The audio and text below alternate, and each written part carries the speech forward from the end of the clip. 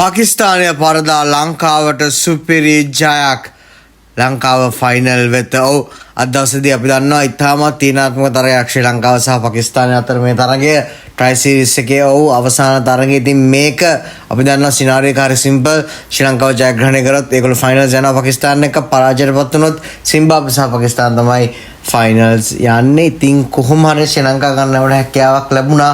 හොඳ කම්බැක් එකක් දීලා හොඳ ෆයිට් බැක් එකක් දීලා මේ තරගයේ ජයග්‍රහණය කරනවා. ඉතින් කතා කරත් එහෙම පතේ පන්දුර පහ දෙනවා ශ්‍රී ලංකා කණ්ඩායම ලකුණු 184ක් ලබා ගන්නවා. කඩලු 5ක් දැවිය යනවා. ඉතින් එහිදී කමෙල් මිෂාරට හැකියාවක් ලැබෙනවා විශිෂ්ට ඉනිමක් ක්‍රීඩා කරන ආරම්භක විතරව විදියට ලකුණු 76ක් පන්දු 48කින් ලබා ගන්නවා. ඉතින් අද දවසේදී ප්‍රථම නිස්සක ෆේල් වෙනවා. ලකුණු 8යි ලබා ගන්න පන්දු 7කින්. ඉතින් අපි දන්නවා කලින් තරගයේ ලකුණු 98ක් ලබා ගත්තා. ඉතින් මේකේ පැතුම් ෆේල් වුණාට කමෙල් හොඳ ඉනිමක් ගහනවා. හැබැයි අනිත් පැත්තෙන් කුසල් මෙන්ඩිස් අංක 3 ඉතාමත් ප්‍රවේගකාරී ඉනිමක් ක්‍රීඩා කරනවා. ලකුණු 40ක් පන්දු 23කින් 4 වරල් 6ක් සහ 1/6 පාරක් ඔහුගේ ඉනිමට ඇතුළත් වෙනවා. ඒ වගේම තමයි ජනිත් දියනගේ ලකුණු 24ක් දසුන් ශානක ලකුණු 17ක් ලබා ගන්න පන්දු 10කින් ඉතාමත් හොඳ අවසානයක් ලබා දෙනවා. ඉතින් කතා කරත් එහෙම ශ්‍රී ලංකා කණ්ඩායම මේ ඉතාමත් හොඳ ආරම්භයක් ලබා ගන්නවා පන්දුවෙන්.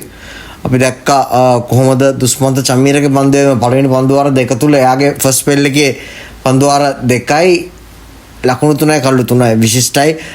පාකිස්තාන කණ්ඩායම කඩලු 4ක් ලකුණු 43කට දැවිගෙන තිබ්බ එක වෙලාවක. නමුත් ඊට පස්සේ හොඳ සම්බන්ධතාවයක් ගොඩනගනවා සල්මන් නාගා නායකයා සහ උස්මාන් ખાન. ඊට පස්සේ මොහමඩ් නවාසා සල්මන් නාගා ඊටමත් සම්බන්ධතාවයක් ගොඩනගනකොට ඉතින් ඒ වෙලාවේදී ගොඩක් කට්ටිය හිතුවා තරගය අනිත් පැත්තට හැරෙවෙයි කියලා. ඉතින් නමුත් අවසානයේදී කොහොම හරි අවසාන පන්දු වාරයේදී දුස්මන්ත චමීරට හැකියාවක් ලැබෙනවා සුපිරි පන්දු වාරයක් දාලා ඒ පන්දු වාරයේදී තරගයේ ශ්‍රී ලංකා කණ්ඩායමට ජයග්‍රහණය කර දෙන්න. පන්දු වාර 4යි ලකුණු 20යි කඩලු 4යි විශිෂ්ට පන්දුවක අවනිත වෙනවා. පාකිස්තාන කණ්ඩායම ලකුණු 178යි ලබා ගන්නේ. ලකුණු ලබා ගැනීමේදී කතා කරොත් එහෙම සාමන්නාක ලකුණු 63ක් උස්මාන් ખાન 33ක් සහ මොහමඩ් නවාස් 27ක් ලබා ගන්න. දැන් ශ්‍රී ලංකා කණ්ඩායමට හැකියාවක් ලැබෙනවා ලකුණු 6ක තියුණු ජයග්‍රහණයක් ලබා ගන්න. ඒකත් එක්කම ෆයිනල් එක පාකිස්තානත් එක්ක ක්‍රීඩා කරනවා. ඉතින් ශර්මානික පන්දුවර 4යි ලකුණු 54යි කඩලු 2යි. ඒ වගේම වනිදු හසරංගට හැකියාවක් ලැබෙනවා පන්දුවර 4ක් යොමු කරලා ලකුණු 27කට එක කඩුල්ලක් දබා ගන්න. ඉතින් බලමු ශ්‍රී ලංකාවට අවසන් මතකදී මොකද වෙන්නේ කියලා. ඉතින් මේ තරගයේදී හොඳ ජයග්‍රහණයක් ලබා ගන්න ශ්‍රී ලංකා කණ්ඩායමට හැකියාවක් ලැබෙනවා. ඉතින් හොඳ ෆයිට් බැක් එකක් ලබා දෙනවා. ඉතින් එක වෙලාවක අපි හිතුවා පහසුවෙන් ජයග්‍රහණය කරයි කියලා.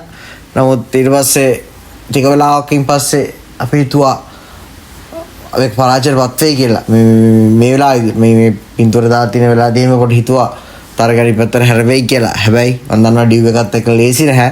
හැබැයි මොන දේ වුණත් අවසානයේදී හොඳ ෆයිට් බැක් එකක් දීලා මේ තරගය ජයග්‍රහණය කරන්න ශ්‍රී ලංකා කණ්ඩායමට හැකියාවක් ලැබෙනවා.